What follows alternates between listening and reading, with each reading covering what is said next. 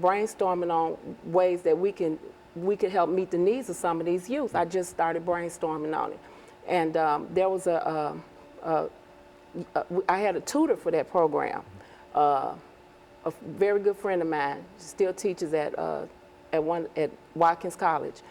She was one of our tutors. I never would have known the lady was a Harvard grad. She was just so humble, and we started brainstorming on what we could do to help serve these youth. And she came up with some things, and I came up with some things, and out of that starting point was born. It's a work in progress, but what it really wants to do is meet the basic needs, be a bridge in a gap of services to youth that's exiting foster care, to collaborate and partner with other organizations in the community to get this done, because it is a very, very severe problem. About 30,000 youth exited out of foster care nationwide, and in Tennessee, 1,017 between 2012 and 13 exited out. Out of those 1,017 youth, 748 of those youth were eligible for what they now have called extended care, where they can, instead of cutting them off at 18, they extend the financial care to 21. But out of those 748 that exited out, only, I think it was maybe 301 that accepted the care. And so what happens to that other bit, you know, that has not accepted the care? A lot of these youth, after they've been through the system in so long, it's so traumatic. They don't want to, when they become 18, even though they don't realize the decisions they're making, they don't want anything else to do with the system. And what they choose to do is to not accept the care. We want to still be around for those, even if they are not doing extended care. Even for those who do have extended care, we want to just be around to help those youth, because we have a lot of wisdom in our organization, because a lot of people like myself have gone through some things that are very, very relatable to some of these youth. And well, that's about it. Well, and of course, Ms. Sparks, you see this from a metropolitan school system kind of perspective. Say something about what you do in the school system dealing with foster care. Well, I have experienced students aging out of foster care, and a lot of them are not equipped with the skills they need to function in society without any help. And that's how I really became interested. When Brenda told me her vision, I was saying, well, yes, I want to be involved with that, because these students really need services, especially job skills. And that's my part of the program. Is hospitality and culinary arts is my area of expertise. And I would like to see us be able to train these students, you know, with job skills, and for them to be able to go to one of our partners, which is the Hyatt Hotel, and job shadow. Because in the Nashville area, the hospitality is booming with the Music City Center and the Omni Hotel and all the restaurants that have come here as a result of that. You know, there are many, many jobs. There's actually more jobs than it is people to fill them. And if they have the skills, the good thing about the hospitality industry is that if they have, you know, the right attitude, and they can be a member of the team, no matter what their skill or academic level is, there is a position for them in that industry. So that's where my part comes in. And so in a real sense, Pastor Walker, we're talking about an issue that people often overlook in terms of what happened to these individuals once they enter this system and once they exit the system, that there's a need for what we're talking about. Is that what we're saying? I'm beginning to see that there is definitely a need for it. I think a lot of times people get involved in the system through different channels, I would suppose, through the juvenile court system. Just from my experience in the past and trying to help, you know, single mothers with their children and while they're on drugs and things like that, and saw how that they would lose their child, and once they lose parental rights, the child would then go into that system, the foster care system. And I know that can be a challenging system, because a lot of these children are moved from place to place, home to home, different foster parents and stuff like that, and then having to go through all of that for what, 7, 8, 9, 10, you know, sometimes, you know, they're going at age 2 on up to 18, and then to get to that age of 18, and then they age out of the system. And then if depending upon where they've been in foster care, how solid that foundation is. A lot of them, from what I'm understanding, is coming out and not having a support system solid enough in place to help them make that transition from foster care into living outside a of job foster or care. whatever, etc. Okay, so let's take this first commercial break, and then we're going to come back, and we'll be back with our audience following this very, very short commercial break.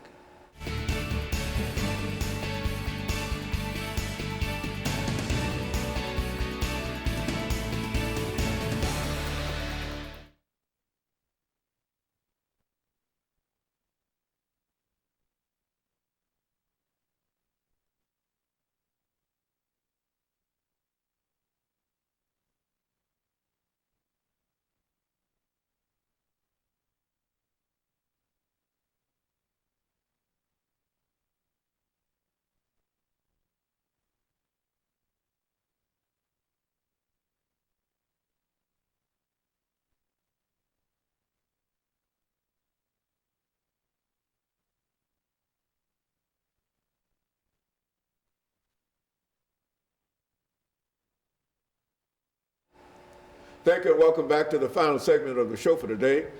We're talking about foster care and some of the barriers that people face once they complete or exit foster care.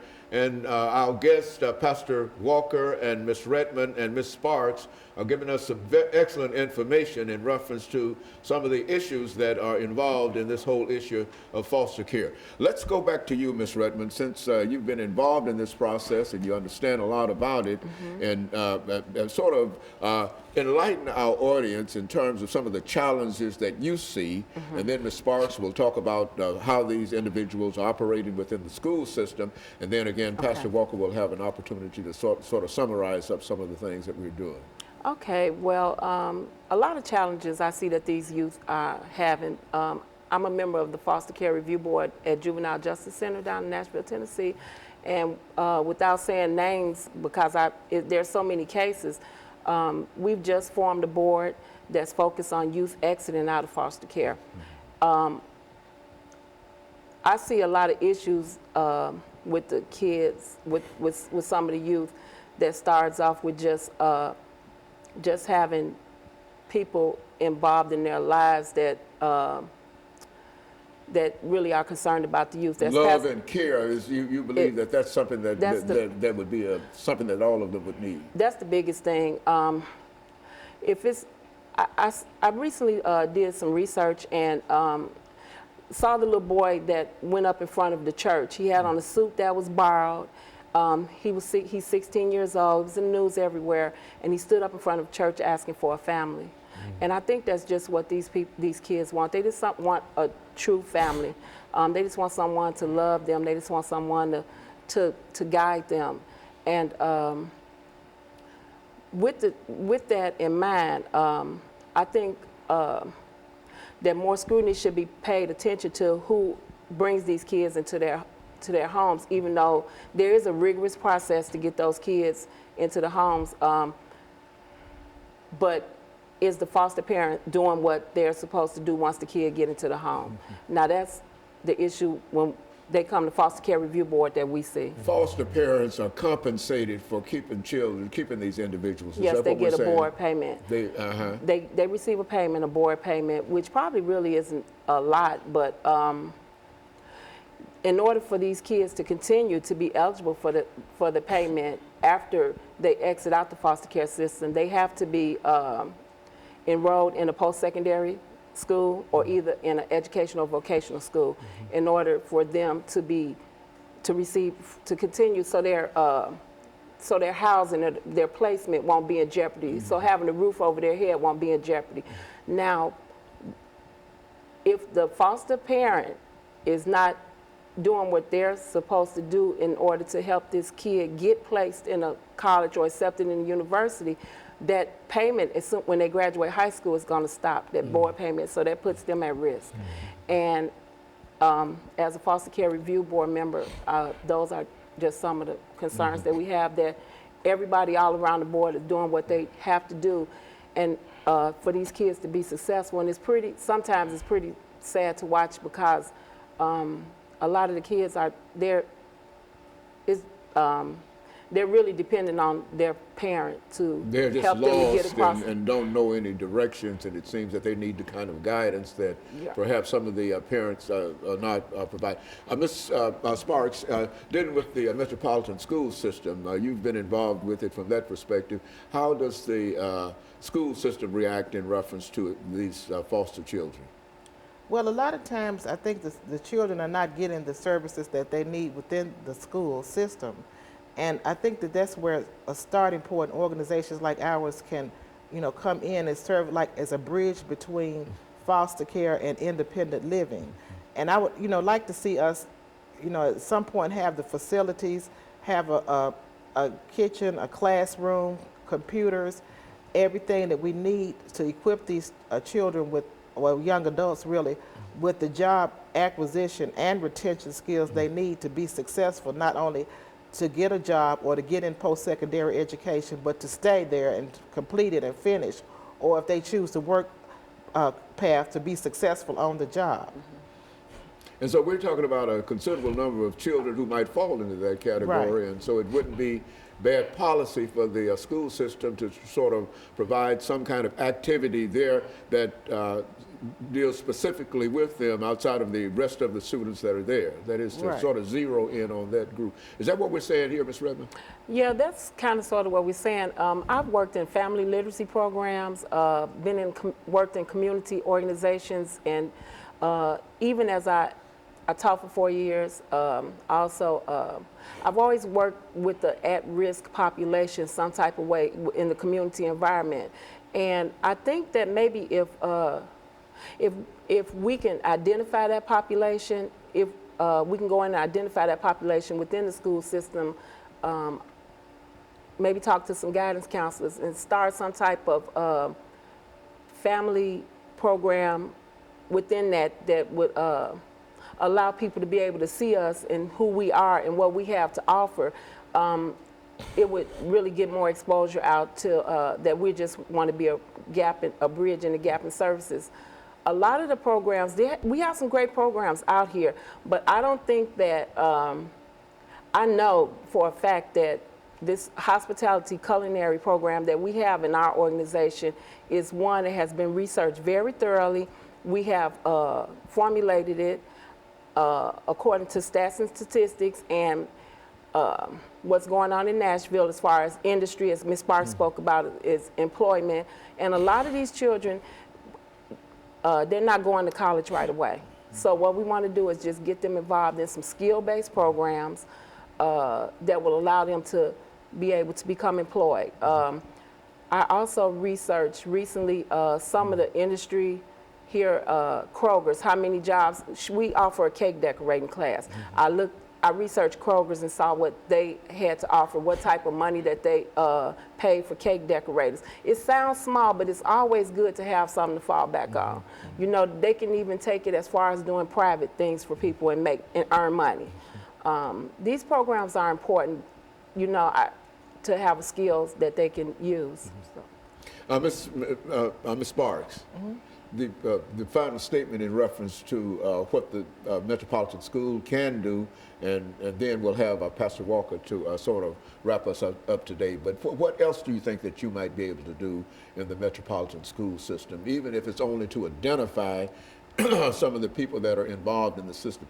How would the young people react to being identified as being part of the foster care system? Would there be a problem in reference to that? I don't think so, because usually they will tell you. The students that I have known that have been in foster care, the only reason I knew is because they told me they were in foster care, and it's been times that they've asked for help. You know, like we helped a young man last year who was a senior in foster care because he wanted to go to the prom, but he had no resources. So we helped him financially, you know, to get the resources he needed to go to the prom, which, you know, it doesn't seem like a big deal, but it really is for, you know, a young person that's a senior in high school. So I think what we could do in Metro is just embrace organizations like Starting Point Project, Inc. You know, just be open. If Metro would just be open and just embrace programs that just let us come in and help where we can. I think that would be the most important thing that they could do. Very good.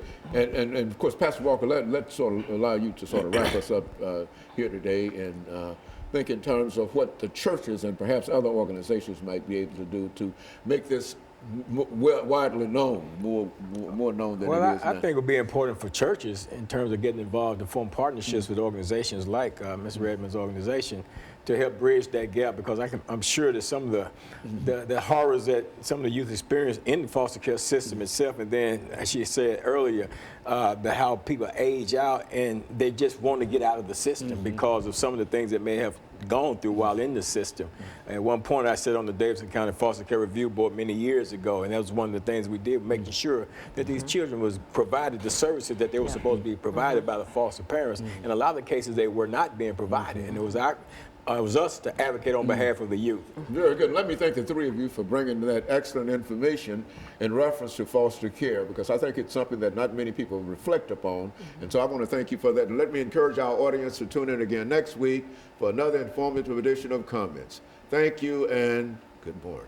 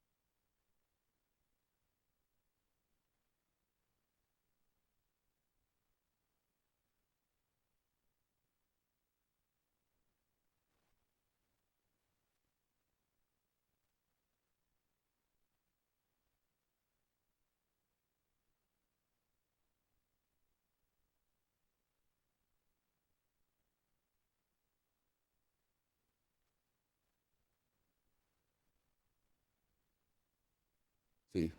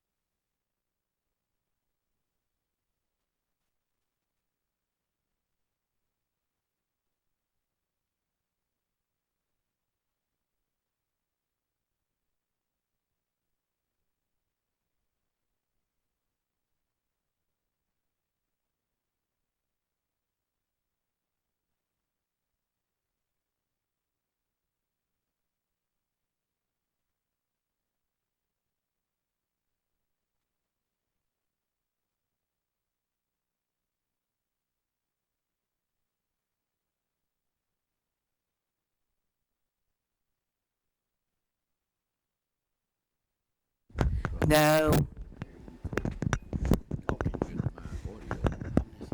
Okay. If you clip that on your pants.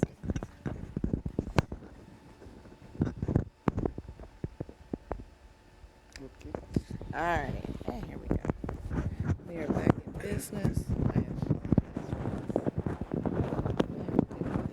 cables tucked in.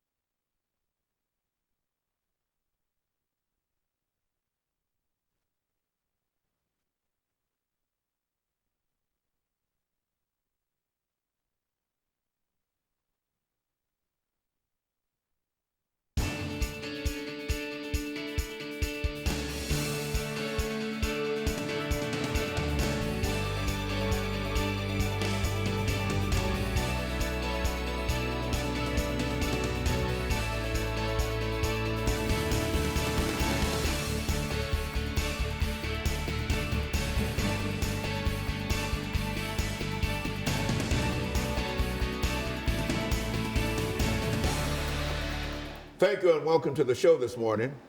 The topic this morning is domestic violence and the African American male.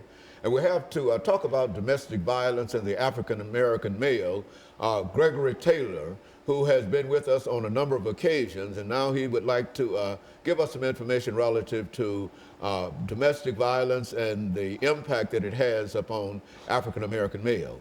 And let me welcome you to the show this morning, Gregory Taylor, and tell you how delighted we are to have you here. I think our audience will remember you from some of the earlier shows in which you talked about a number of things. But today what we'd like to do is to deal with domestic violence and the impact of domestic violence on the African American male. But before we get into talking about the impact that domestic violence has upon African American males, let's have you to give us some information about your background, your education, and some of your experiences. And then after this 6-minute segment is over, we'll have our commercial break, and then we'll come back and start dealing with this topic impact of domestic violence on African American males. Let's see if we can do it from that perspective.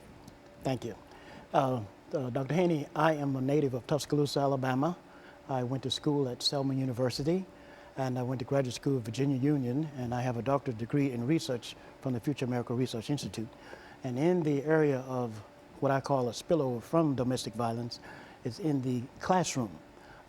It has been said that some African American teachers are known to ridicule, emasculate, use duress on their young male students. And this can discourage them when it comes to learning. And I see these things as a connection, as somewhat of a spillover from domestic violence. And also myself personally, I quit kindergarten.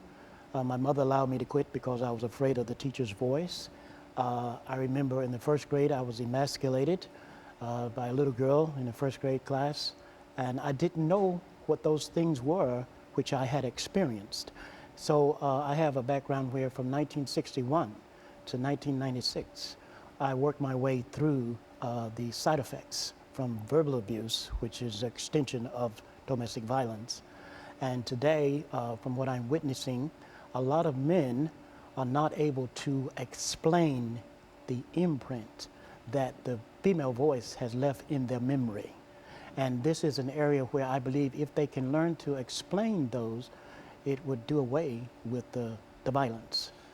And so you're saying that domestic violence has a tremendous impact upon the African American male, but not the usual kind of impact that we would think. That you're talking about some kind of psychological thing that it does to him in reference to his psychic and et cetera. Is that your point of view? Exactly. I will use the word imprint in prenatal life, which I do a lot of research in, how the unborn child is imprinted by the environment, and the reaction to it is hidden in the child. And in this area of imprint, some people would say freeze the mind. I went through that, and my best explanations of my own life experience from 1961 to 1996, but it was a woman, female, that verbally abused me, but it was also a female in the end that helped me work my way through it. So it is, it's very, very special there for me in that area. And also, not to be one-sided here, I can recall being the youngest son of the 4 girls, my mother had me in order to help my father get over the son that he lost. This made me very sensitive to women. You were aware of that? Yes, yes, she made me aware of that. And so this helped me to be sensitive to women concerns today. And all of these things, I believe, go into the domestic violence today. The recent vote down of equal pay for women. I think these things can be expressed, taken out other ways when they are not responded to as the way I think that they should. And my mother said that she had me to help my father get over the son that he lost. And so hearing both sides of the story, I sided with her. And I know today that when a woman becomes a mother, she doesn't have time to rest, and she doesn't have time for herself. And I wanted this to be an opportunity for me to try to share both sides from the perspective of the woman as well as the perspective from the man, in order to better the communication for all men, you know, whether African American, European American, Caucasian, just whatever, you know. In other words, what we're saying as we wind down this first segment, Taylor, is that the impact of domestic violence is not only on the female, but it has a tremendous impact upon the male that many of us fail to recognize, and so because of that, that's why you're here today. Is that what we're saying? Yes. And so let's take this first commercial break, and we'll be back with our audience following this very, very short commercial break.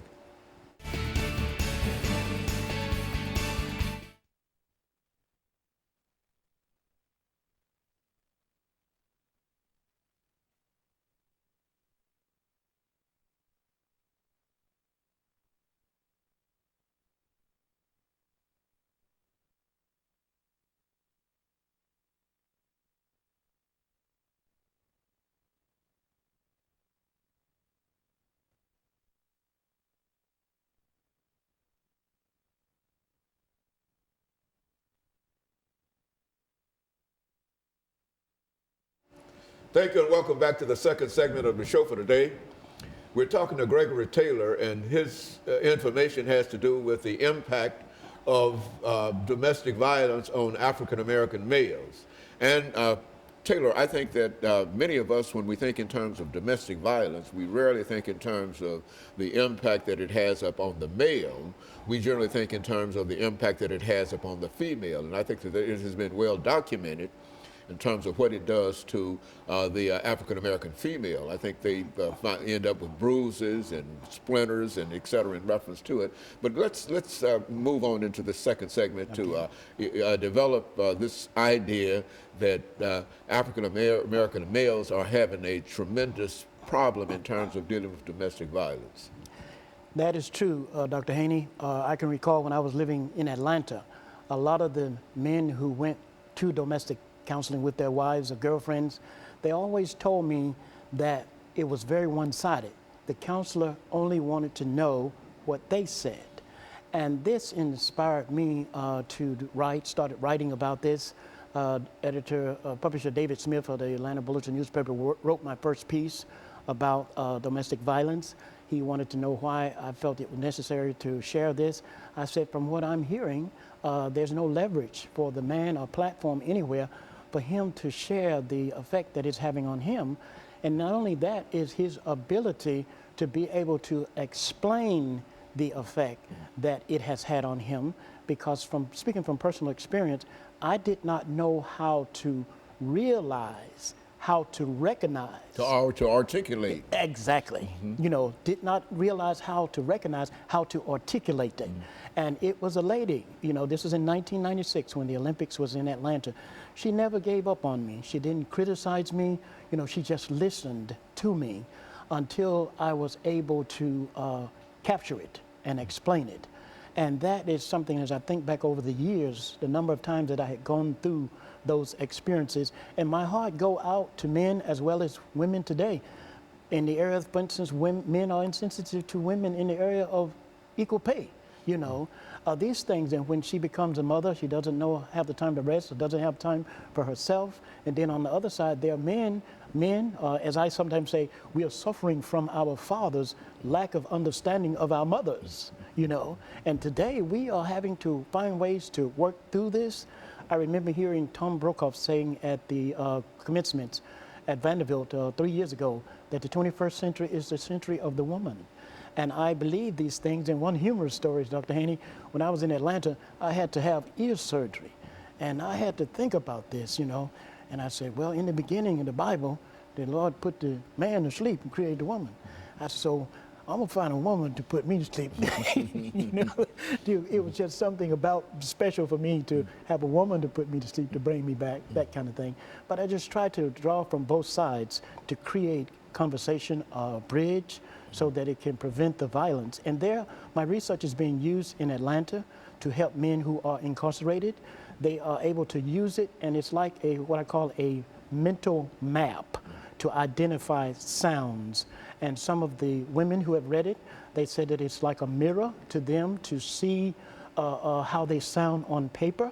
And the men are able to take a look at it and point out at some point in their life where they had this type of experience along those lines. Oftentimes, and I'm reminded that oftentimes when we talk about the impact of psychological things on African male or female, we often go back into the institution of slavery, indicating that these ideas have been laid down quite early, and we simply grow into them and whatnot. But now, could you, when you think about domestic violence, can you trace any of that back to an earlier part in which African males played a very, very small part in reference to the family, and that, can you do that in reference to what you're doing now, and does your research lend itself to that? I think I can. And there it brings to my mind the research of Dr. Nkosi Ajonaku at the Future America Research Institute. This is where my degree comes from. Dr. Nkosi has done research showing how during slavery that it was important for at a certain age, it was important for the mother to make the son dependent on the daughter. It was safer for them to do that, if you're following what I'm saying. But in the long run, what I find today is that can destroy the male at the same time of making him subservient, not creating in him an independent spirit to think for himself. And then too, Dr. Haney, I was at a lecture the other day at Tennessee State University, and in the audience, the speaker asked the question, how many men here who are single, grew up in homes of single parents, just a mother? And about 40-something hands went up. But I saw something that I had never seen before, and I think about President Obama, and I said to myself, these guys will have a better understanding of their mothers as well as the women in their lives than sometimes those of us who come up where there was a mother and a father in the home. Because I had to learn from both the mother and the father and learn from both of them in order to strive to become whoever it is for me to be. And that is the area what comes to mind when you share that. And so this issue of domestic violence and the impact that it's having upon African-American males has a lasting impact upon them. Is that what we're saying? As you're indicating in your own experiences, Yes. that it lasted for a long time, and unless they can meet it from a different psychological point of view or know some more information in terms of their feelings and et cetera, it's very difficult for them to get over that impact. Is that what we're saying? Exactly what I'm saying, because I can even personalize it here. The little girl that verbally abused me in the first grade, this was 1961. I kept up with her even after we left school, you know, and I even dated her in the 12th grade. Even after we left school, I still kept up with her, and it was in 1984. I began to think and do research in these areas. I had been saved, and so I called her and shared with her what I was doing. I told her that I was writing a book about the experiences that I had had, and immediately she got angry. And the moment that she got angry, she said, "You remind me of my husband." And so when she said that, I didn't respond the way I did as a lad. And she said, "You're not the same person." I said, "That's true." I said, "I'm different." And I had gotten past that childhood verbal abuse, because at that age, I was like 5 and 6. Those things had ingrown into my mind, and I had to learn how to sort of dissect them, or do as the archaeologists do, take off layers by layer, in order to identify what was left in there, you know. And so that is very true. And that was from a period from 1961, and that was in 1984, and still hadn't worked my way through it. Very, very good. And of course, we're going to take this second commercial break, and we'll be back with our audience following this very, very short commercial break.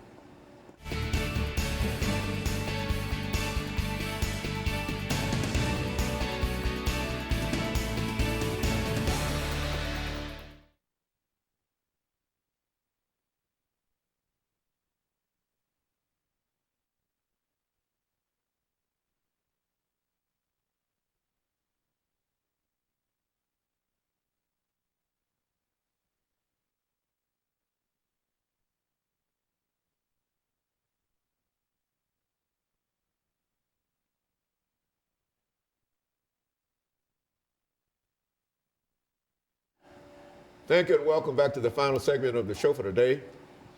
We're talking to Gregory Taylor, and the topic is the impact of domestic violence on the African-American male. And he's given us quite a bit of information relative to his own personal experiences in reference to violence and unconcern. And let's see if Professor Taylor can pick up where we left off dealing with domestic violence and some of the things that you feel that you ought to make our audience aware of during this last part of the program. Thank you very much, Dr. Haney. One of the three of the last words I'd like to mention are the words ridicule, emasculate, and duress. It was in 1984 when I mentioned that I had realized, worked my way through the first abuse, like the layers. There was ridicule in the kindergarten, and then there was emasculation in 61, and later on I learned the word duress. And duress was where I grew up in the household. I was the youngest son under 4 girls, so I had to learn their sounds in order to survive. When they got tired of me, I'm knowing that my mother did not want a son, and some of that was in their thinking too, because it was quick for them to get tired of me. But what I was able to do was to learn their sounds and learn that they were getting tired of waiting on me, taking care of me, this kind of thing, and they had lost a son before me. And the other thing here is I wanted to make sure that I highlighted the fact that from my time period of verbal abuse from 1961 to 1996, there are men today who don't have an avenue or anywhere to go for anybody to listen to them, to give time, give them the ear. This lady gave me her ear in 1996, and I was able to get out all of those thoughts that I was thinking, the side effects of things, because people are quick to label you as being mentally ill. The other thing is the man must learn how to master the language in order to articulate his thoughts or whatever is going on inside of him.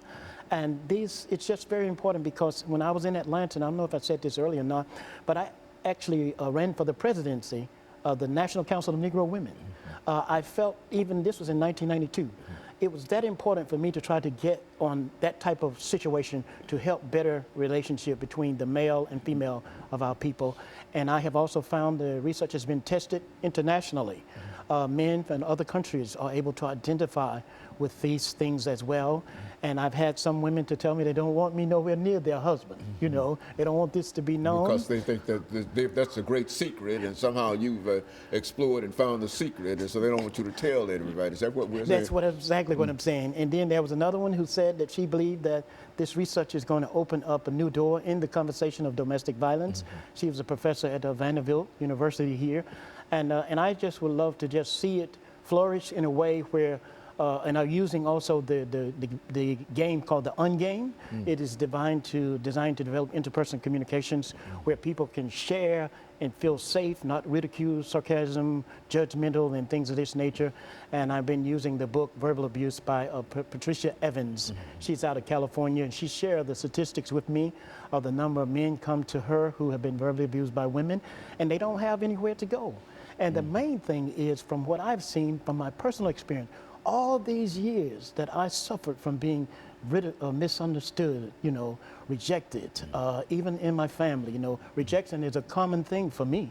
I grew up with rejection. I was rejected when I entered the world, you know, and when my birth followed the death of a child, and when my mother was in the 8th month of pregnancy with me, that was the tragedy that happened in Mississippi with the Emmett Till tragedy.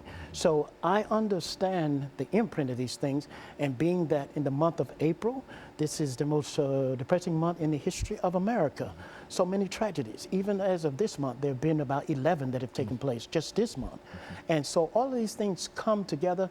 They have a way of having what they call historical traumas people can have, and all of these things have a way of adding up and affecting people's ability to articulate what it is they're trying to say, whatever they're trying to say they need to talk about. Now, you know, I think you've opened a very, very important issue here in terms of the impact of domestic violence on the African-American male. Now, where would you go from here? I mean, how would African-American males work their way out of such a box that they're in? I know yours was a long, drawn-out process, and it took many years. Yes. But how would you suggest that those individuals who feel that they have been verbally abused, that nobody's concerned about them, and that they don't have a word to say around the homes that they are in now, how would you suggest that they try to work their way out of some of the problems that you think that you've already identified in yourself? Well, I would welcome them, you know, to get in touch with me. I recently had the opportunity to meet a gentleman at the YWCA named Self, and I shared with him what it is that I've been doing.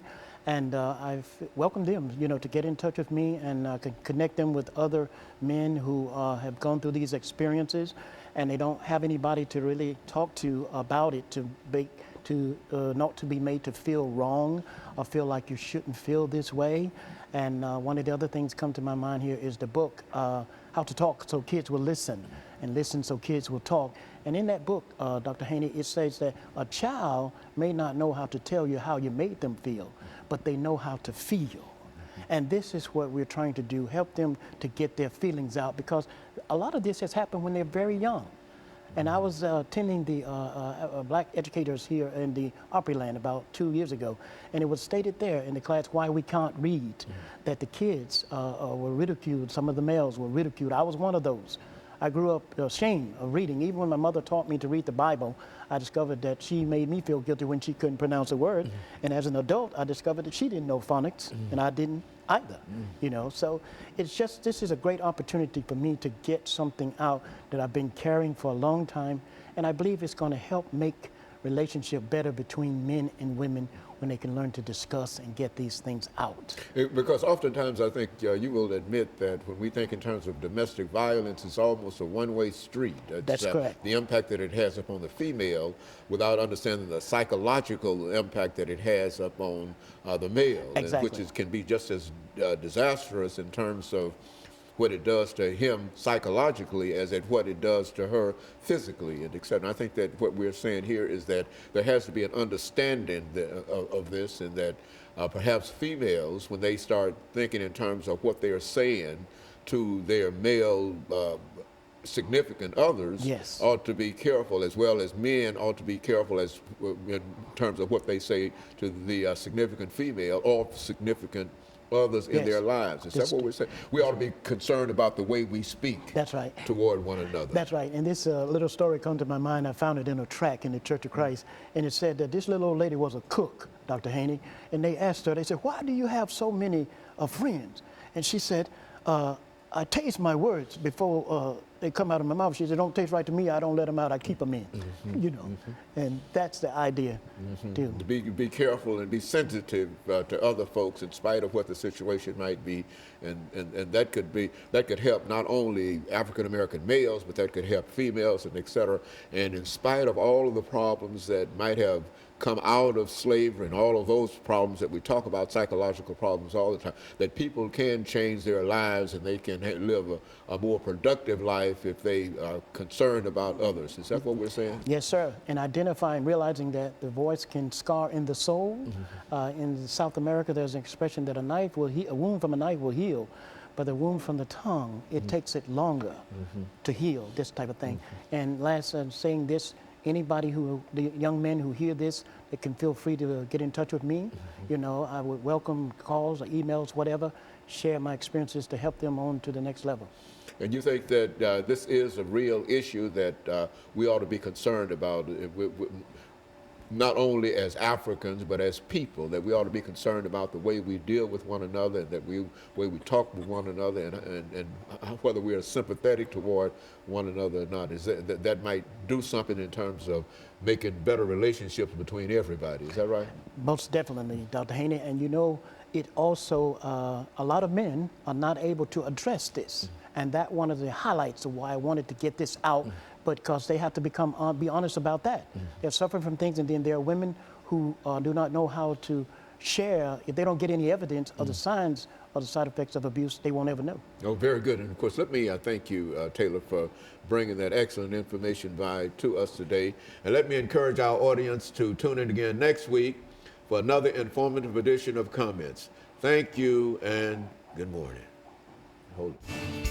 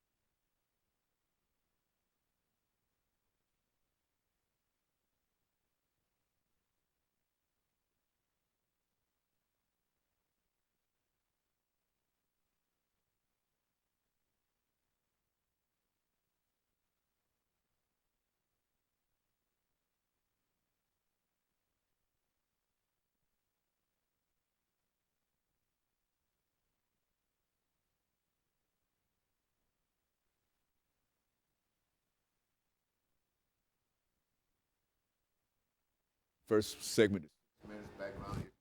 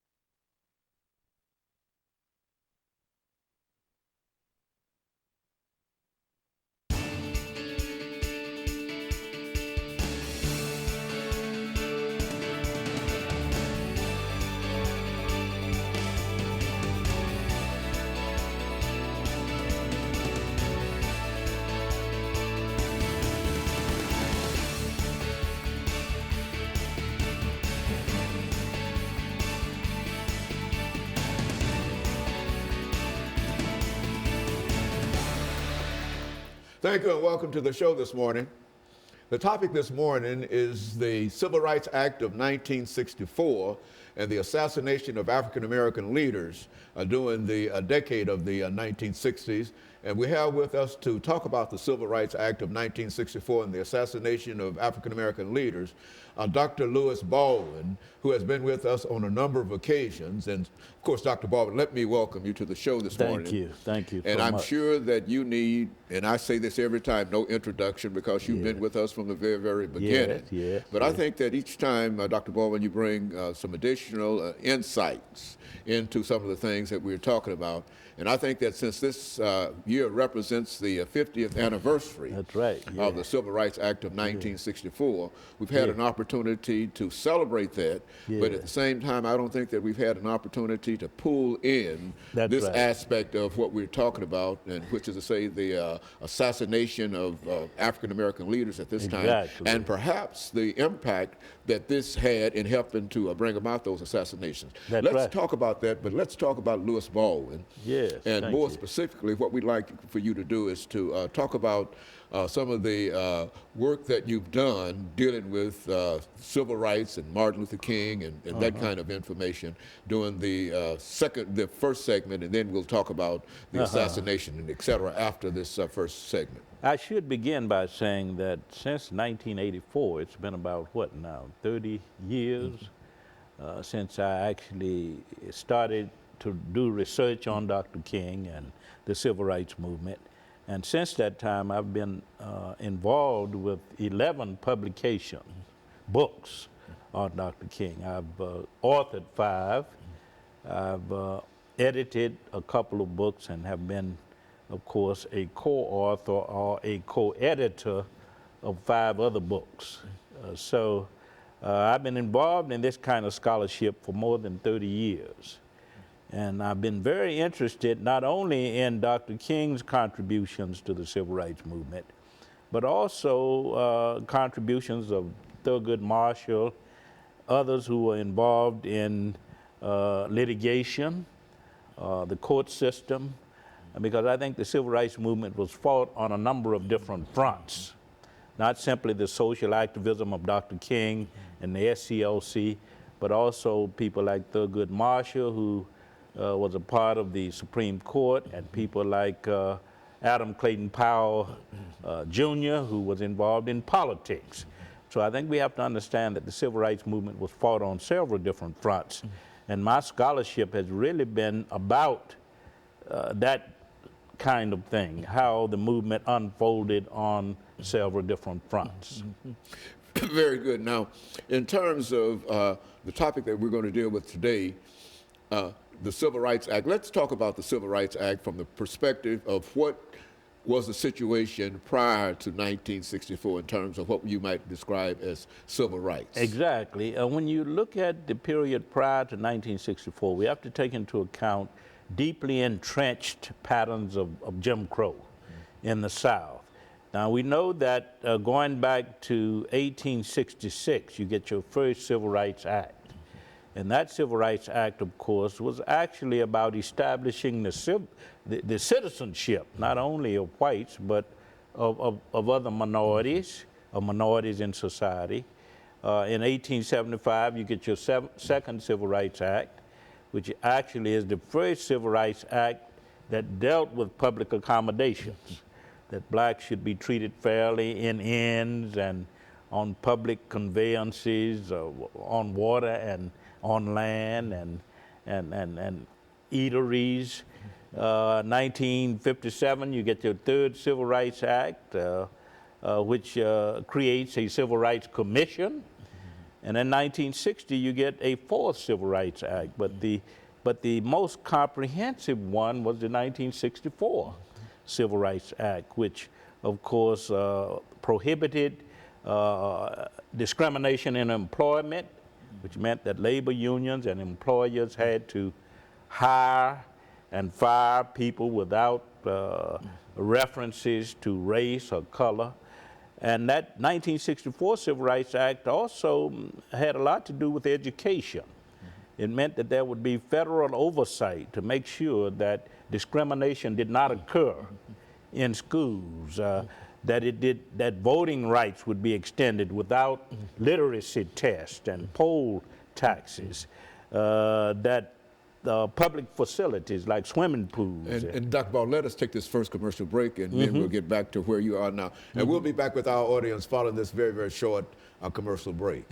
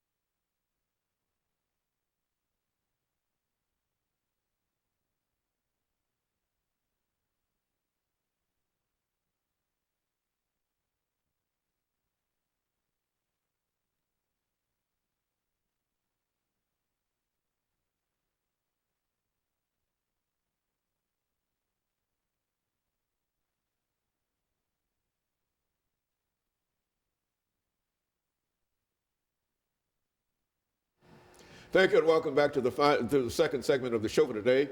We're talking to Dr. Lewis Baldwin from Vanderbilt University, and he's given us some information in reference to the Civil Rights Act of 1964 and the assassination of African-American leaders during the 1960s. And Dr. Baldwin, let's see if we can pick up from where you left off dealing with the evolution of civil rights in the United States, and the most important one, while we celebrate the 50th anniversary of that act this year, let's talk about it from the perspective of the impact that it had upon the violence that came as a result of it and the death of these African-American leaders. Yeah, that's a very good question. I had talked earlier about how this Civil Rights Act of 1964 was part of a whole history of civil rights acts. But I think you were right in saying that it also has to be understood in terms of the violence that was going on in what scholars call the bloody 1960s, because we had a lot of assassinations in the 1960s. The assassination of Medgar Evers in June 1963. And that contributed, I think, to the climate that led to the civil rights movement. Not only the assassination of Medgar Evers, but also the Birmingham Crusade in Birmingham with Fred Shuttleworth and Martin Luther King Jr., the March on Washington in August 1963. We know that all of these events impacted developments which led to the Civil Rights Act of 1964, created the climate for that particular piece of legislation. Because at that time, and I should say also that the Civil Rights Act, I think, was the culmination of a series of events that began with the Montgomery bus boycott in 1955-56. Because if you look at the bus boycott, you'll note that it was about access to public accommodations. The right to ride the city buses without what? Without being Jim Crowed, Put in the back abused, physically attacked. So I like to think of the Civil Rights Act of 1964 as the culmination of almost a decade of struggle. And not only that, as you said, the assassination of figures like Medgar Evers in 1963 sort of helped create the climate for the passage of the Civil Rights Bill of 1964, which interestingly enough was the most comprehensive, as I said, of the Civil Rights Bills going back to the late 19th century, because this bill, of course, dealt with job discrimination, it dealt with education, it dealt with voting, it dealt with not only public accommodations, but also public facilities, arguing that there should be no discrimination at all of these levels. Very good. And so the assassination of Medgar Evers, why don't you give us some information in reference to what happened in reference to Medgar Evers and perhaps Malcolm as well as Dr. Martin Luther King, and, you know, then see if we can bring that all together in reference to the We know that Medgar Evers was assassinated in June '63 by Byron de Beckwith.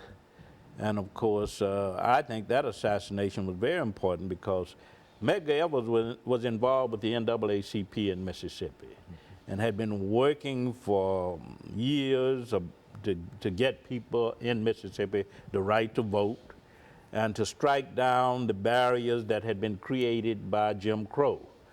So his assassination, I think, was particularly important in terms of creating the climate for the Civil Rights Act.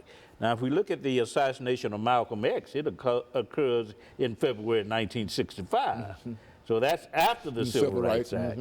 But it did help create a kind of climate that led to the passage of the Voting Rights Act of 1965. And of course, we know that King was assassinated in 1968. And he was assassinated because he was trying to get the federal government, in part, to implement the provisions of these different pieces of legislation. The Civil Rights Act of 1964, the Voting Rights Act of 1965, very little was done by presidents, by Senate, by the House of Representatives to really implement the provisions of these pieces of legislation. And Dr. King, I think, was assassinated because this is what he was about, trying to make sure that the provisions of both the Voting Rights Act and the Civil Rights Act of 1964 would be implemented in an effort to really bring about what he called the realization of the American dream. And so in a real sense, Dr. Baldwin, when you look back over this particular period, and you see all of the hardship that was suffered by the African community. That's right. In reference to the assassination of these individuals, then I think that we might be able to say that they literally gave their lives in a real sense for the civil rights of Africans, well, for the civil rights. Exactly. Because the act did not say for Africans only, it was the Civil Rights Act, and it included many other groups that might fall within the range of that, but nevertheless, this was all of this violence that was associated with it. Now, what about the death of those youth in Mississippi at this time? You talk about Schwerner, Goodman, and Cheney. 3 young men, 2 Jewish young men, 1 black young man, who were in Mississippi, Philadelphia, Mississippi, to educate black people, to put in place a strategy for registering them to vote and that kind of thing. They were killed. And of course, we know that that was a very tragic time in the history of the civil rights movement. And they were martyrs in the cause for civil rights, to bring about this kind of civil rights bill that we're talking about in 1964. So you not only talk about the assassination of Medgar Evers, you have to take into account the murder of Goodwin, Cheney, and Swarner, because they too were very much a part of this effort to create the climate for the Civil Rights Bill.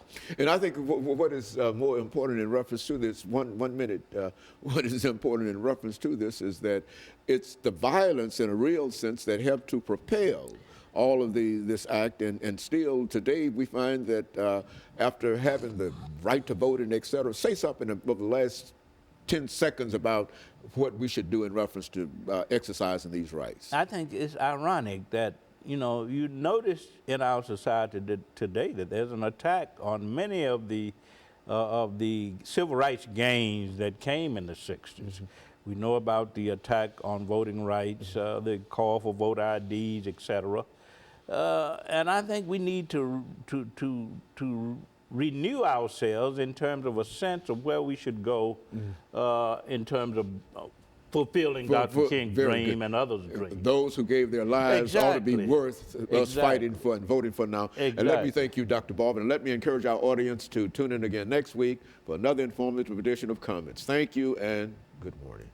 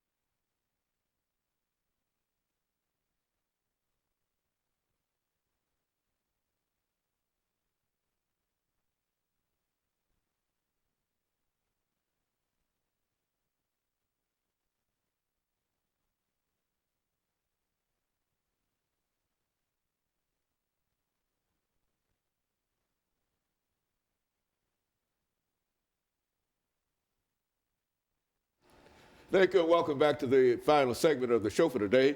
We're talking to Dr. Lewis Baldwin, and he's talking about the Civil Rights Act of 1964 and the assassination of African-American leaders during the decade. And Dr. Baldwin, I think you've already given us some excellent information in reference to the assassination of the various African-American leaders associated with civil rights and et cetera. But let's look at what is going on now in American society. And while there might not be that much controversy over the Civil Rights Act, especially public accommodations, we do find that we do have some real issues in terms of the 15th Amendment to the Constitution. That is the Voting Rights Act, not the 15th Amendment, but as it was passed, the Voting Rights Act of 1965. Yeah, let's talk about it from that perspective. Yes, I think also with the Civil Rights Act of 1964, there's still discrimination in employment. There's still discrimination in educational opportunities. Having taught at a university for 30 years, I can attest to that. There's still discrimination on many levels in our society. So the Civil Rights Act of 1964 really hasn't been followed or embraced to the letter. That's the first point I want to make, and because it's one way of saying that we need to continue to push for the full realization of the provisions of the Civil Rights Act of 1964. Also, the Voting Rights Act of 1965. We know that there are many states now led by Republican governors that require voter IDs. There are restrictions on voting practices, et cetera. And so we need to realize that the Civil Rights Act of 1964 and the Voting Rights Act of 1965, we are still trying to make sure that we as Americans live out the fullness of what these pieces of legislation are about. We still have not fulfilled the promises embodied in these pieces of legislation. So that's my concern, is how we view the legacy of the Civil Rights Act of 1964. It is a legacy of promise, a legacy of hope, that we should be about inclusion, not exclusion. And of course, the Civil Rights Act of 1965, we should be about complete political enfranchisement, not excluding people from the voting processes, not excluding people from the right to hold public office, et cetera. And so that's a curious kind of thing to talk about limiting the participation. It appears to me that up until quite recently, we were thinking about how do we expand the franchise so that more people can participate in it. And now I think the president made some statements in reference to that about it really does not seem to be a good policy to think in terms of eliminating your vote, people that might vote for you, even people who might vote against you. That's still not a way to really be successful in terms of the electoral process and convince everybody that this is a real democracy. Exactly, and we often forget that not only the Voting Rights Act of 1965, but also the Civil Rights Act of 1964 dealt with voting, because the Civil Rights Act of 1964 prohibited the use of literacy tests, poll taxes, and other vehicles that had been used to prevent people from voting. So both the Civil Rights Act of 1964 and the Voting Rights Act of 1965 were really about increasing the capacity of people to participate in the political processes of this country. Not simply to have access to jobs, employment, health care, education, voting, but to participate in what was going on in terms of the political processes. And so now we're moving, what, are we going backward in reference to this? I think in a sense we are. We still have, as I said earlier, have not lived out the provisions of both the Civil Rights Act of 64 and the Voting Rights Act of 65. We're still in a process of becoming, so to speak, of really living out the provisions of these pieces of legislation in the interest of the common good. And I think we're still about that. We have not fulfilled that.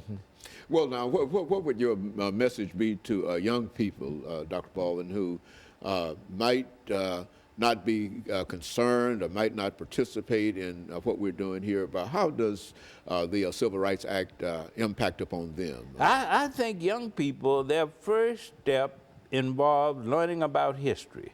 So many of our young people are unfamiliar with what went on in the 1950s and 1960s. They have to have a sense of history. It's about consciousness raising. If they don't know what the Civil Rights Act of 1964 was about, if they don't know what the Voting Rights Act of 1965 was about, then they have no sense of history, and they cannot build on what people in that day provided. And they don't understand what we're saying now about how important the suffrage is, and you really don't know how important it is until it has been denied you. Exactly. Dr. King and others laid the foundation. And now we have to find a way to build on the Civil Rights Act of 1964, the Voting Rights Act of 1965, creative ways of building on these pieces of legislation and also advancing the cause